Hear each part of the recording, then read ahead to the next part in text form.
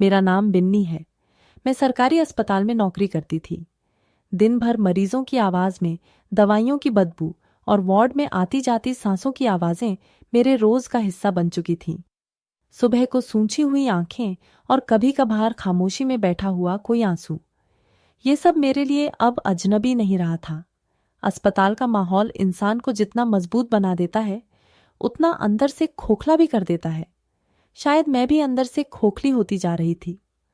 मैं ward number 4 में duty देती थी।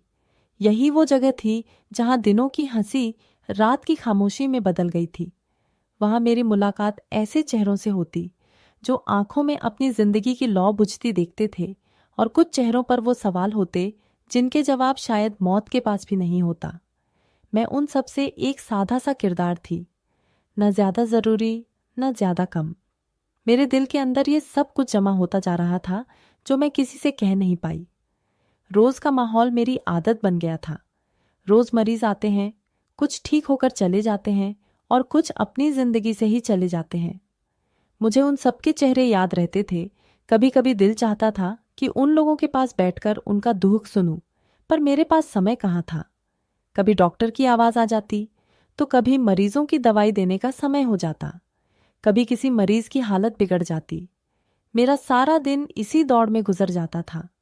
अस्पताल की नौकरी मुश्किल जरूर थी, मगर मेरे लिए ये एक मजबूत सहारा थी। घर के हालात ऐसे थे कि नौकरी छोड़ने का ख्याल भी दिल में नहीं ला सकती थी। मैं अपने घर का इकलौती कमाई का सहारा थी। मेरे घर में मेरी एक बूढ़ी माँ, 2 छोटी बहनें थीं जब मैं 18 साल की थी। मेरे पिताजी हमारे परिवार को इस दुनिया में अकेला छोड़कर गए। उनकी हरकतें शुरू से ही खराब थीं। वो ना कमाते थे और ना घर का खर्च करते। मेरी माँ ने ही घर घर झाड़ू बर्तन करके हम तीनों बहनों का पेट पाला था। मेरी माँ जो इतनी मेहनत करके पैसे कमाती थी, मेरे पिताजी वो भी शराब पीने के लिए माँ से छीन लेते थे। अगर वो पैसे नहीं देती तो वो उन्हें मारते पीटते थे। पिताजी की इन्हीं हरकतों की वजह से वो जवानी में ही चल बसे। उनके जाने के बाद माँ बीमार रहने लगी और अब उनसे घर का काम भी नहीं होता था। इसीलिए घर की जिम्मेदारी मैंने अपने कंधे पर उठा ली। हम जिस घर में रहते थे, उस घर की हालत भी बहुत बुरी थी। बारिश के दौरान घर जगह जगह से टपकता था और फिर हमें उस पानी से बचने के लिए घर के बर्तन लगाने पड़ते थे। माँ के दर्द की वजह से उनकी कमर दिन ब दिन झुकती जा रही थी। मेरी छोटी बहनों की आंखों में मासूमियत और शराफत थी जो मुझे हर रोज कुछ ना कुछ करने पर मजबूर करती। जिंदगी दिनों में नहीं, जिम्मेदारियों में गुजरती चली जा रही थी। जिंदगी में कुछ भी ऐसा खुशी का नहीं था, बस शिवाय रणबीर के, जो मेरे मोहल्ले में रहने वाला एक आम सा नौजवान था। ना दौलतमंद था, ना कोई खास हुनर रखने वाला था, लेकिन उसकी मौजूदगी में एक सुकून सा था। वो मेरे पास होता है तो थोड़ी देर के लिए सब बोझ हल्का लगने लगता है। मेरी माँ और उसकी माँ बहुत पक्की सहेलियां थीं, इसीलिए हम लोगों से उनका एक मजबूत रिश्ता था। माँ रणवीर से घर का काम करवा लिया करती और वो चुपचाप माँ की हर बात मान लिया करता था। जब मेरे पिताजी इस दुनिया से गए थे तो तब भी उन्होंने हमारा बहुत साथ दिया था, क्योंकि हमारे घर में कोई मर्द नहीं था और दौलत न होने की वजह से हमारे रिश्तेदार वैसे भी हमें मुंह नहीं लगाते थे। इन हालातों में रणवीर और उसकी माँ ने जैसे हमारा साथ दिया था, वो किसी ऊपर वाले के तोहफे से कम नहीं था, जबकि मैंने उससे कभी खुलकर उम्मीद नहीं रखी थी, लेकिन दिल के किसी कोने में उसकी तरफ से एक सहारा महसूस होता था। शायद इसलिए वो सारी दुनिया से अलग था। खामोश शराफत से भरपूर हद से ज्यादा ख्याल रखने वाला।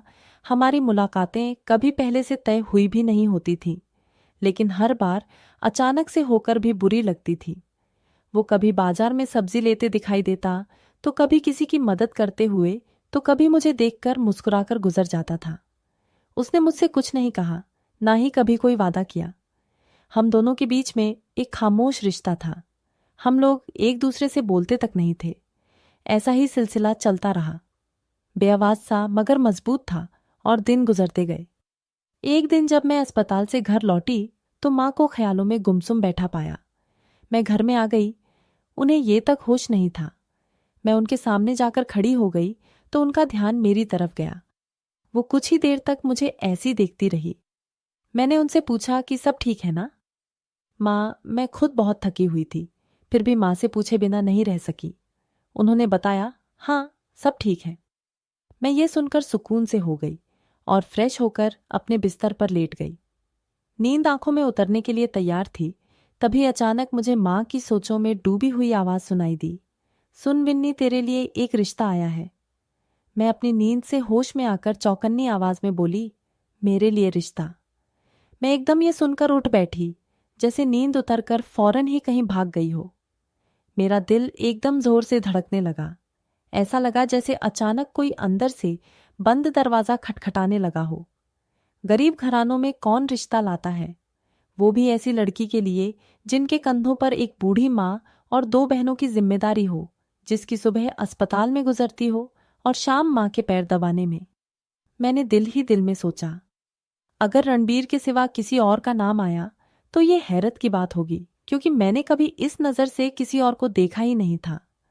न ख्वाहिश की, न कभी गुंजाइश मिली है। दिल में अगर कोई तस्वीर थी तो बस उस एक इंसान की।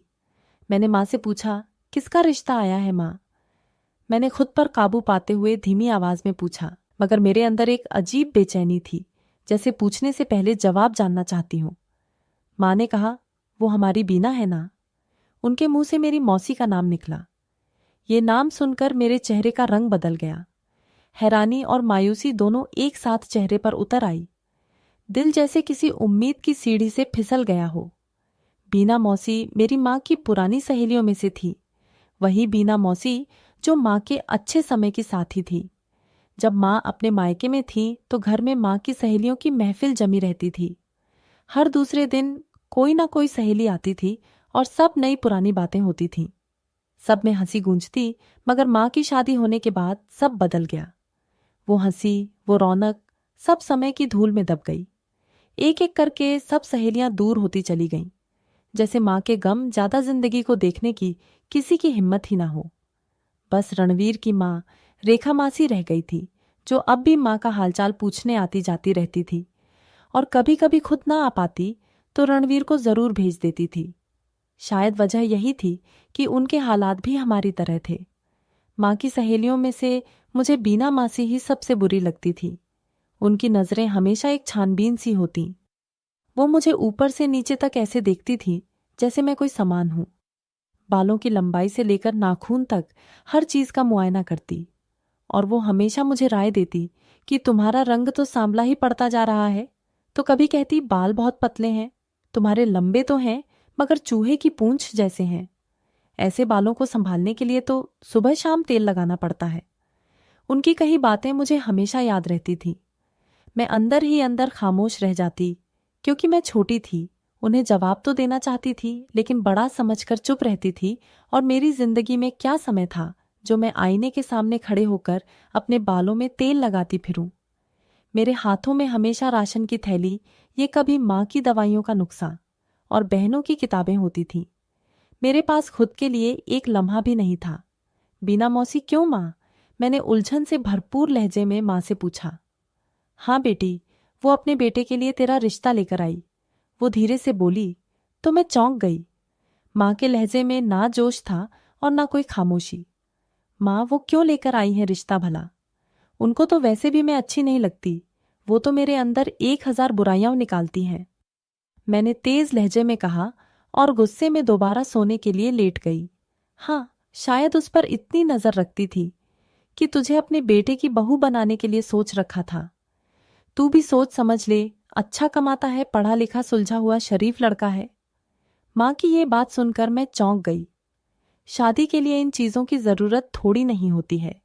जो दिल को अच्छा लगे उसी को अपनाना चाहिए। मैं दिल ही दिल में यह सोच रही थी।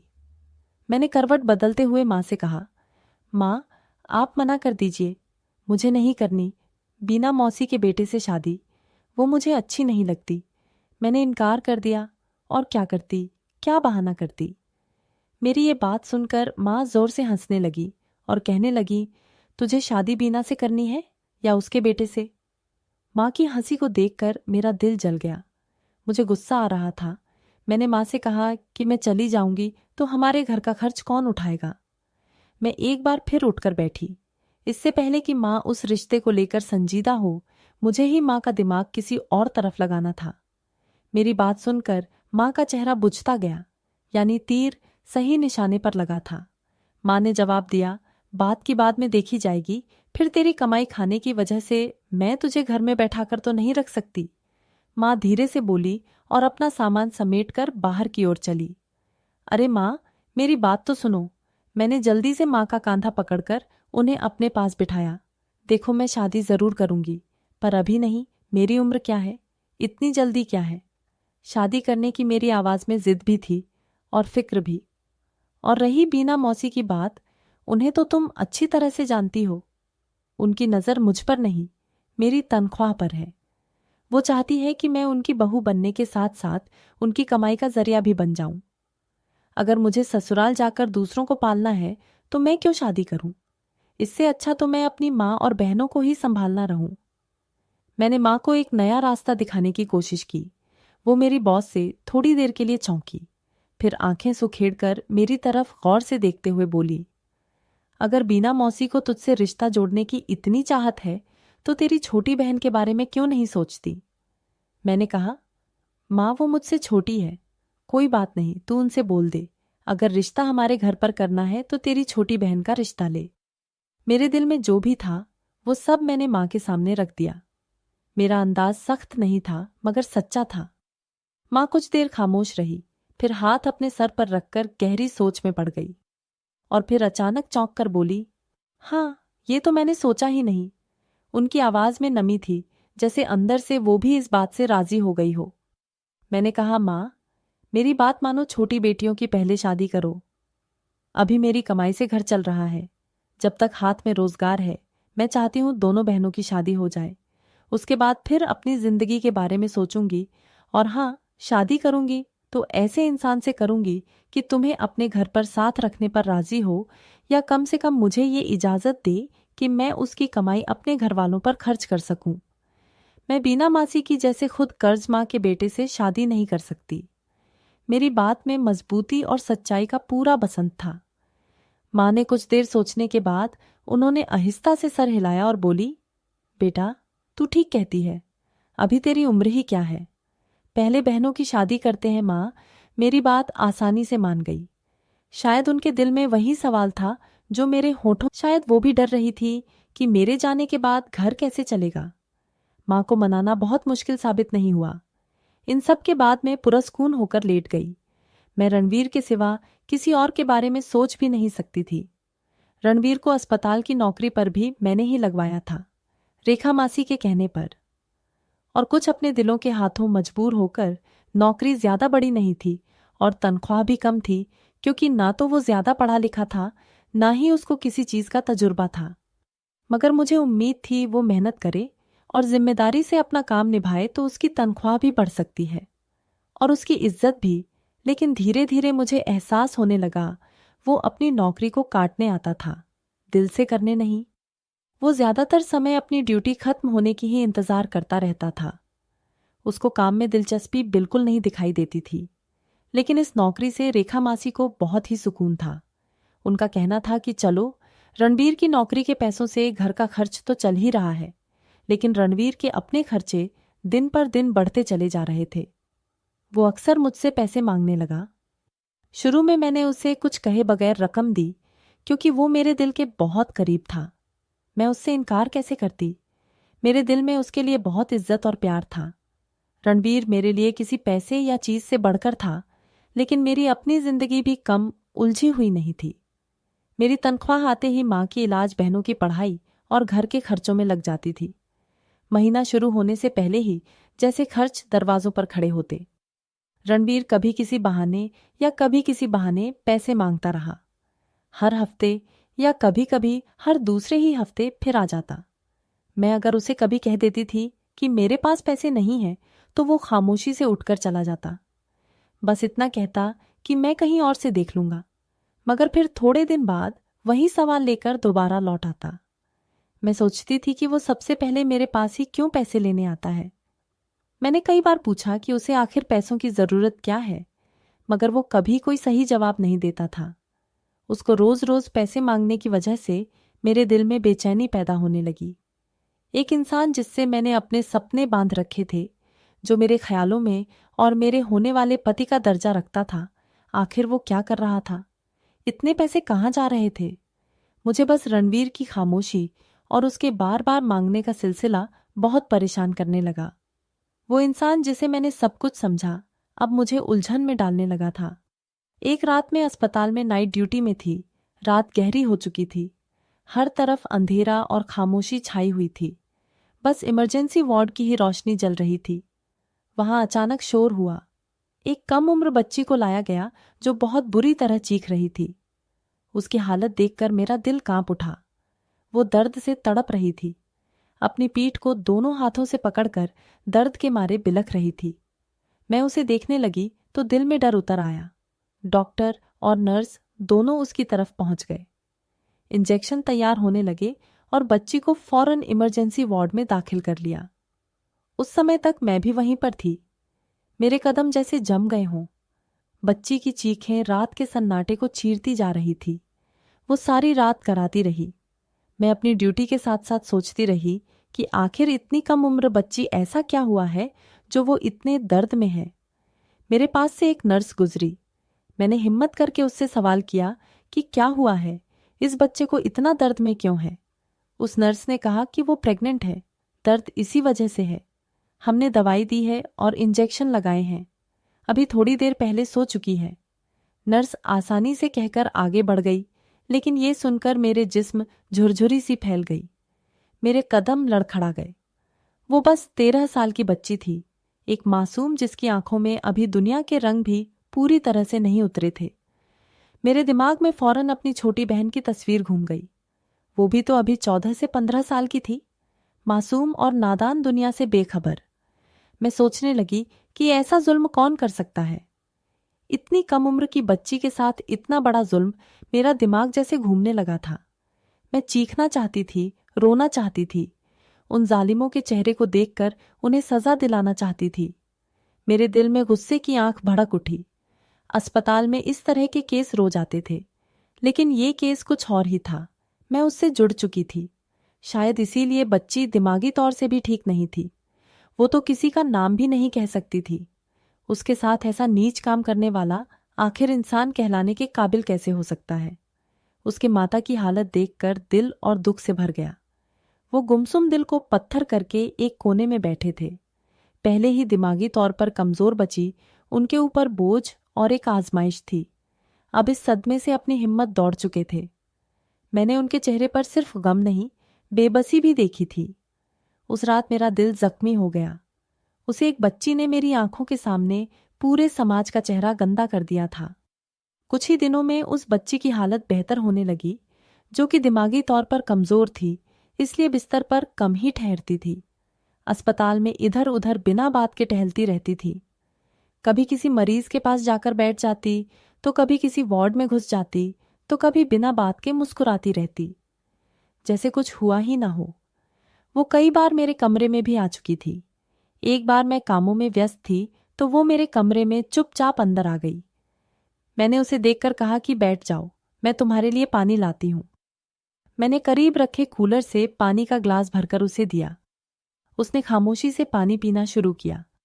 वो मुझे खामोश लग रही। उसके चेहरे पर एक अलग सी फिक्र थी, जैसे कुछ कहना चाहती हो, मगर उसके गले से शब्द नहीं निकल रहे हो।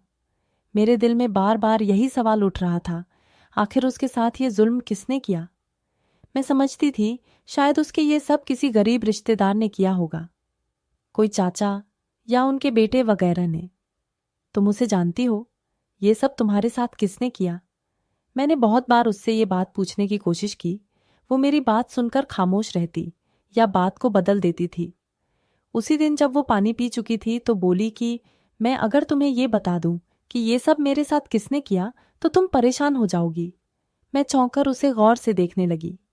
वो अपने अंदाज में लगातार बोलती गई। मैं कुछ बोल नहीं पाई। उसकी आवाज में बेहद दर्द छुपा था, जो किसी बच्ची को सहन नहीं करना चाहिए था। वो बोली, जो मेरे साथ कर चुका है वो तुम्हारे साथ भी वही करेगा। ये सुनकर मेरे दिल में घबराहट होने लगी। मैंने उसे मजबूत लहजे में जवाब दिया, तुम मुझे ये बताओ कि वो कौन था।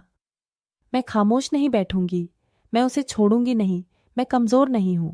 तुम जैसी बच्चियों पर जुर्म करने वालों को अंजाम तक पहुंचाना मेरी जिम्मेदारी है। मैंने पूरे भरोसे से कहा। वो मेरी तरफ हैरत से देखने लगी।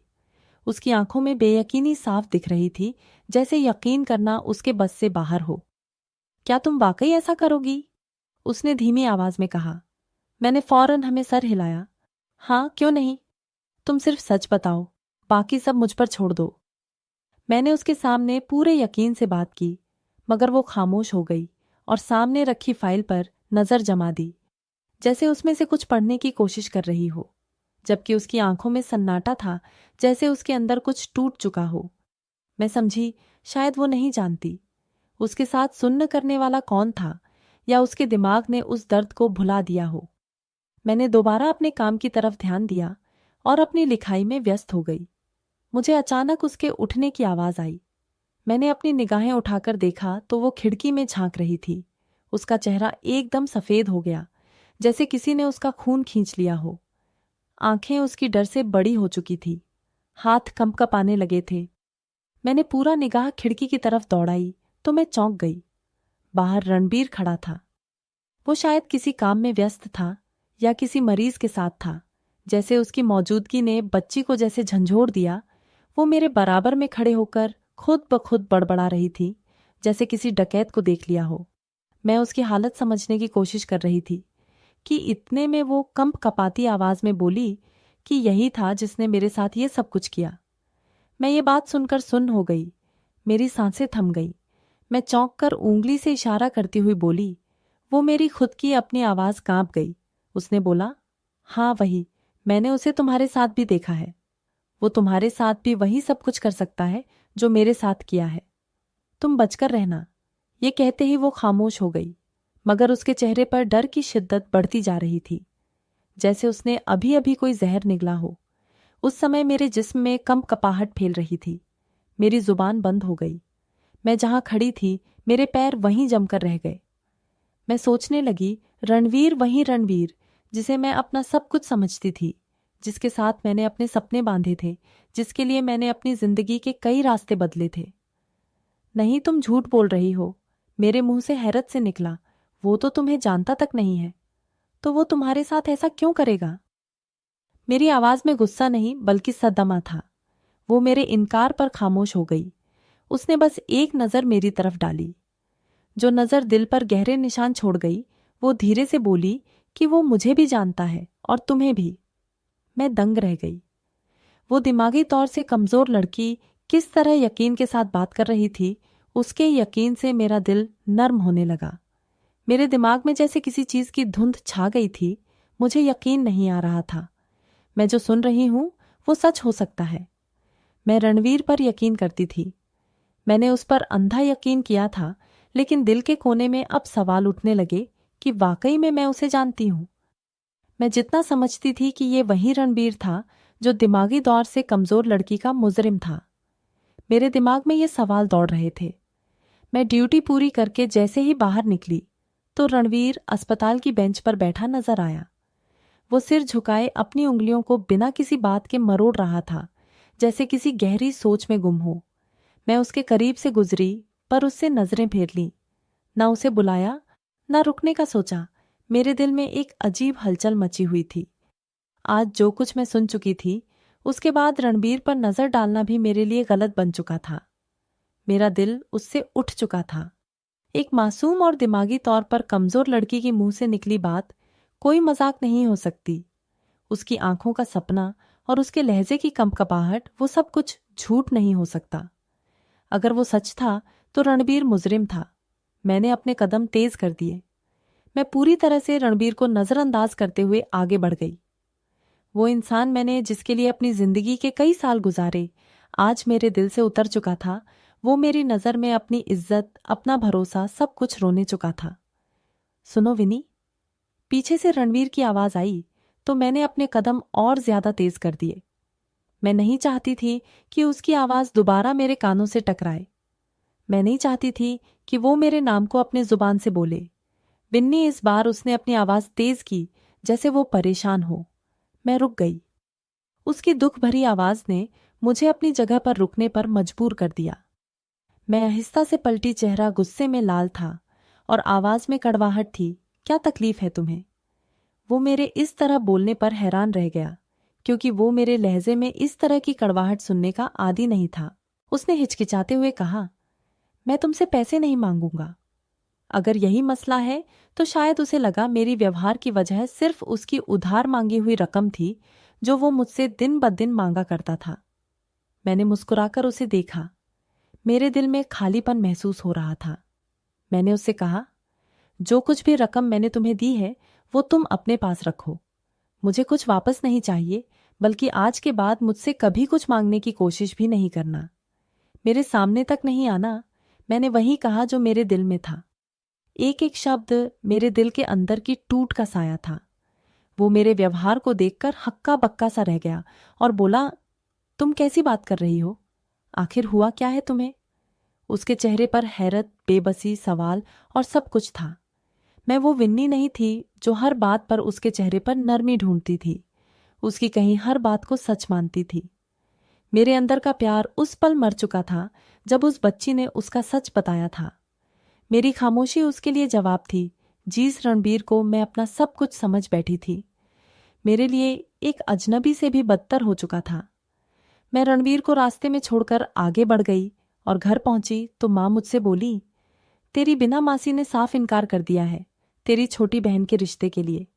उसका कहना है कि उसका बेटा तुझे पसंद करता है और वो तुझसे ही शादी करना चाहता है। ये सुनकर मेरे तन बदन में आग लग गई। मैं वैसे ही जली भुनी घर में घुसी थी, पर एक और माँ ने मनहूस खबर सुना दी। मेरा दिल जल के राख हो चुका था। तू सोच ले, ऐसे रिश्ते बार बार नहीं आते। माँ का लिहाजा हमेशा की तरह नरम ही था, जैसे वो रिश्ते के लिए पक्की है।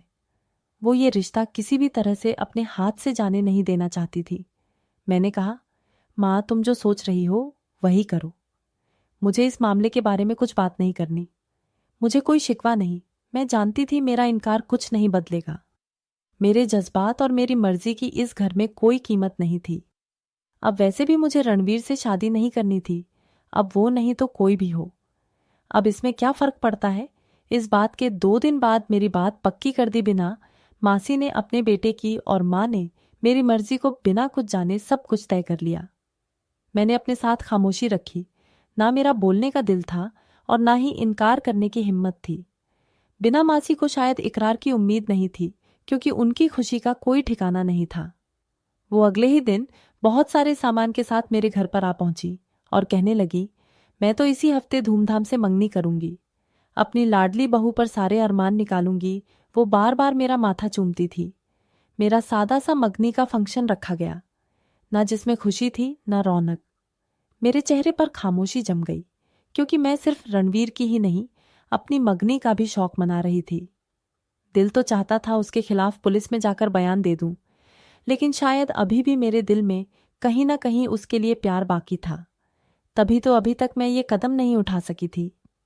मगनी तो मेरी बिना मासी के बेटे विजय से थी, मगर मेरे दिमाग में हर समय रणबीर ही था। मगनी की रस्म कब शुरू हुई और कब खत्म हुई, मुझे कुछ होश नहीं था। मैंने अपने हाथों तक को नहीं देखा था जिनमें मेहंदी लगी थी। ना जाने मेरे हाथों से फिसल चुका था। रणबीर का प्यार मेहंदी के रंग की तरह न जाने कब हाथों से निकल चुका था। दिल की जगह बस एक दर्द धड़क रहा था और होंठ खामोश थे। माँ की आंखें भी आंसुओं से भरी थीं। तू हमें छोड़ जाएगी, वो न जाने कितनी बार मुझे अपने गले लगा चुकी थी, मगर मैं तो जैसे पत्थर बन गई थी। बिना मासी ने माँ से कहा, तू शादी की तैयारी कर, मैं बस अपनी बहू को ज्यादा दिन यहाँ नहीं छोड़ सकती। बिना मासी जाते जाते बस यही बात दोहराती रही और उनकी बात सुनकर मेरा दिल बैठता ही चला गया। फंक्शन खत्म हुआ और सब अपने अपने घरों पर चले गए। मैं बिस्तर पर लेटी थी, नींद आंखों से कोसों दूर थी। मैं माथे पर हाथ रखे हुए करवट पर करवट बदल रही थी, क्योंकि आज सभी थके हुए थे, इसलिए सभी जल्दी सोने लेट गए। मेरा दिल बहुत घबरा रहा था। मैं खुली हवा में चली गई और आंगन में ही लेट, लेकिन नींद यहां पर भी आने का नाम नहीं ले रही थी, जबकि सर दर्द से फट रहा था। उसी समय अचानक दरवाजे पर दस्तक हुई। मैं चौंक गई और फौरन सीधी उठकर खड़ी हो गई। सन्नाटे में ये आवाज किसी धमाके से कम नहीं थी। दिल की धड़कन एक लम्हे को रुकी और फिर तेज हो गई। मैं हल्के हल्के दरवाजे के पास गई और चुपके से झांक कर देखा तो बाहर रणवीर खड़ा था। उसे देखकर मेरी आंखें फट गईं। मेरा दिल जैसे हल्क में आ गया हो। वो दरवाजे के बाहर खड़े होकर बार बार आसपास देख रहा था, जैसे किसी से छुप रहा हो। उसकी शक्ल देखते ही मेरे जिस्म जैसे खौफ की लहर दौड़ गई हो। मैं दरवाजे से लगकर खड़ी थी, इसलिए धोखे से कुंडी खुल गई तो मैंने फौरन दरवाजा बंद करने की कोशिश की, मगर उसने दरवाजे पर हाथ रख लिया और जोर लगाकर अंदर चला आया। मैंने कहा, ये क्या कर रहे हो तुम? ये कहते ही फौरन मैं पीछे हुई। उसने कहा, बिन्नी, एक बार बात सुन लो, बस एक बार। मंगनी तो तुमने कर ही ली है, मुझे बता तो दो, मेरा क्या कसूर है? मैं डर गई। दिल कर रहा था कि चीख कर सबको जगा दूं, मगर जुबान जैसे बंद हो चुकी थी। मैं दरवाजे से कुछ दूरी पर खड़ी थी। उसने मुझसे कहा, बस 5 मिनट दो, सब कुछ सही हो जाएगा। प्लीज विनी। मेरा माथा पसीने से भीग रहा था।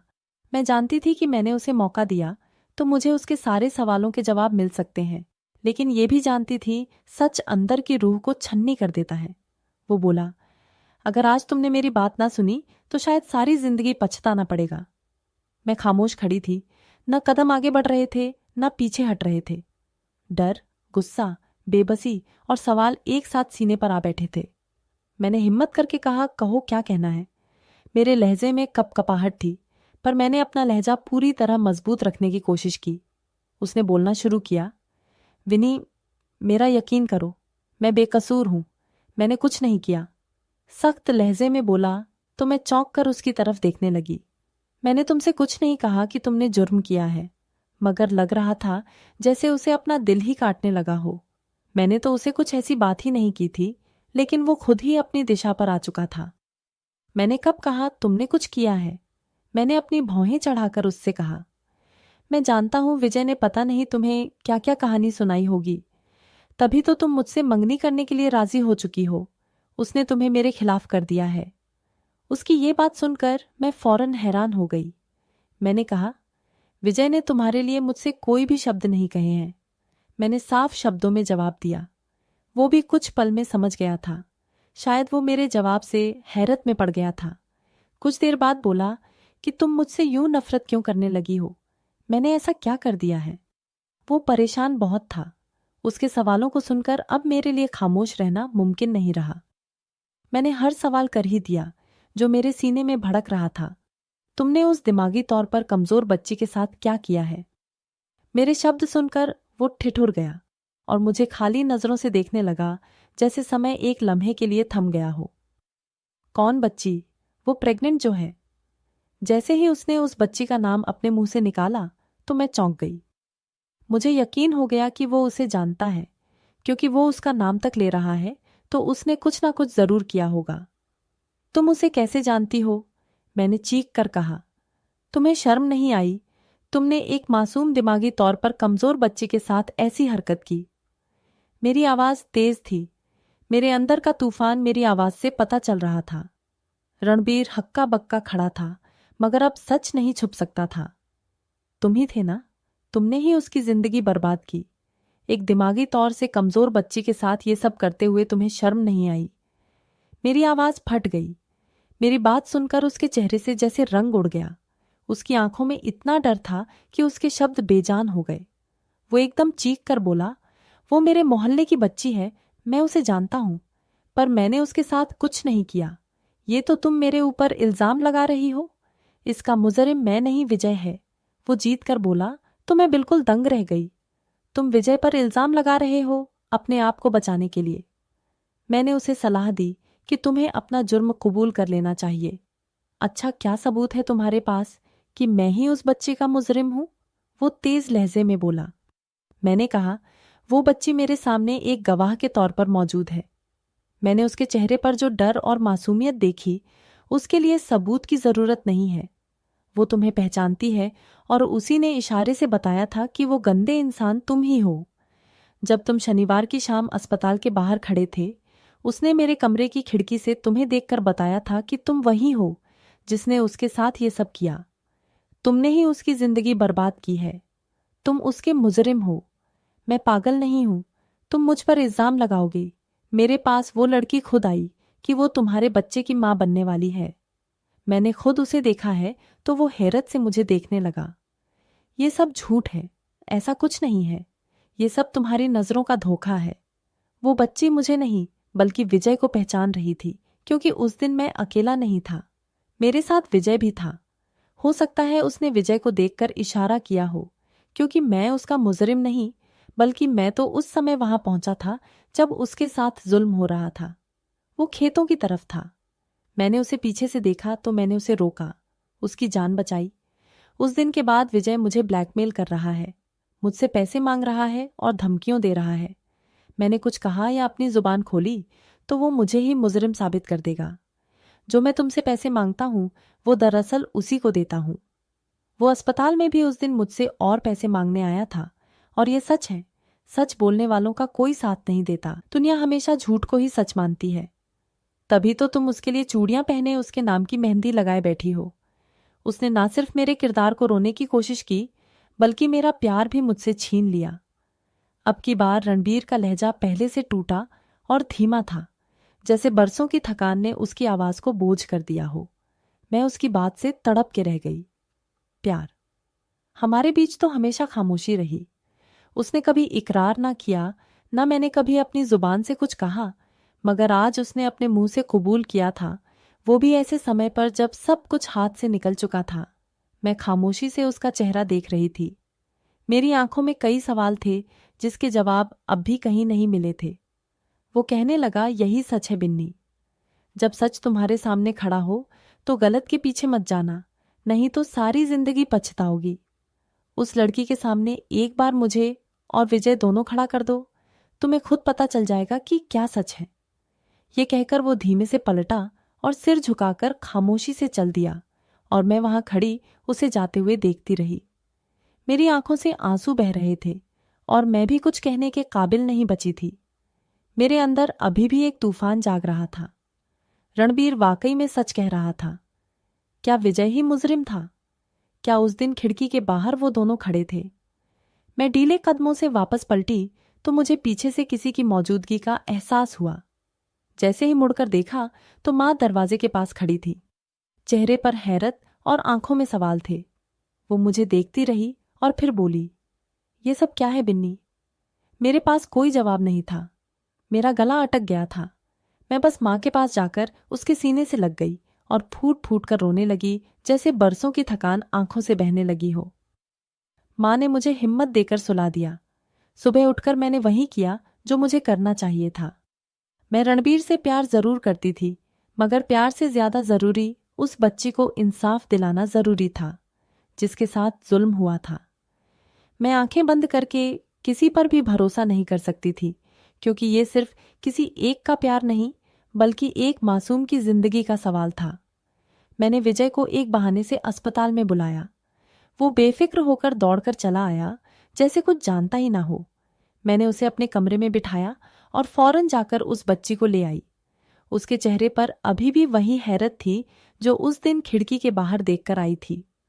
मैंने उस बच्ची से नरमी से पूछा, बताओ, क्या यही तुम्हारा मुजरिम है? क्या ये वही है जिसे तुमने खिड़की से देखा था? वो कांपने लगी। उसका चेहरा पूरा सफेद हो चुका था। आंखों में बहुत डर और उसके होठों पर कपकपाहट थी। उस बच्ची को देखकर विजय के चेहरे का रंग भी उड़ चुका था। वो मुझसे बोला कि क्या कर रही हो बिन्नी, तुम ऐसा इल्जाम मेरे ऊपर नहीं लगा सकती। मैंने हाथ उठाकर उसे खामोश होने का इशारा दिया और दोबारा बच्ची से कहा, हिम्मत करो, मैं हूं तुम्हारे साथ। सच बोलो, क्या यही है वो? वो रोती हुई धीमी आवाज में बोली, हाँ, ये वही है। वो जो खिड़की के बाहर खड़ा था, जिसने मेरे साथ वो सब कुछ किया, ये वही है। वो रोने लगी। मैंने उसे फौरन अपने सीने से लगा लिया और विजय की तरफ मुड़ी। मैंने उससे कहा, तुम भागने की कोशिश भी मत करना। पर वो फिर भी दरवाजे की तरफ लपका तो मैंने उसकी जोर से टांग पकड़कर उसे जमीन में गिरा दिया। वो गिरा तो उसकी आवाज से बाकी लोग भी कमरे में दौड़कर आ गए। मैंने कहा, इसे पकड़ लो और पुलिस के हवाले करो। ये इस बच्ची का मुजरिम है। इसने ही इस बच्ची के साथ इतना बड़ा जुल्म किया। मैंने ये सब बहुत बुलंद आवाज में कहा और बच्ची को अपने साथ रखा ताकि वो डर की वजह से बेहोश ना हो जाए। वो रोते हुए फिर बोली, यही है वो। सब हैरान रह गए। रणवीर को वो मेरा भाई समझती थी। शायद उसने हमें एक साथ देखा था और रणवीर के साथ विजय को देखा था। मैंने उसे रणवीर को दिखाया तो वो बोली, नहीं, ये मेरे कुछ नहीं लगते और मेरा इनसे कोई रिश्ता नहीं है, और रिश्ता है तो बस एक रिश्ता है। ये मेरे भाई हैं, उन्होंने मेरी जान बचाई है, नहीं तो ये दरिंदा मुझे जिंदा मार देता। मैंने एक मासूम के सच को दुनिया के सामने लाकर खड़ा कर दिया था। पुलिस ने विजय को उसी समय गिरफ्तार कर लिया और सब चीजों की तहकीकात में यह सब साबित हो गया कि वही असली मुजरिम था।